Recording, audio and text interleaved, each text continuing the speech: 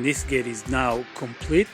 All the spacings have been fixed, and we have our little side panel in place. The wood is going to remain this way. This is a special wood that can be left like this, unstained and unpainted.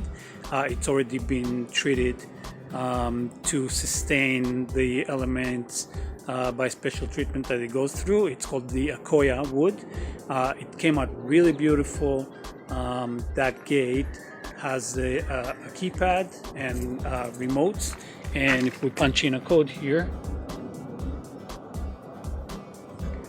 you will see how nice and smooth the gate operates. Quietly and neatly, and opens up the driveway. And as you can see, we barely took away from the driveway itself. That gate leaves enough room for cars to go in and out. Plenty of room for everybody, and it looks beautiful. It really complements this opening, and that's pretty much it. Let's close it again. And here it goes.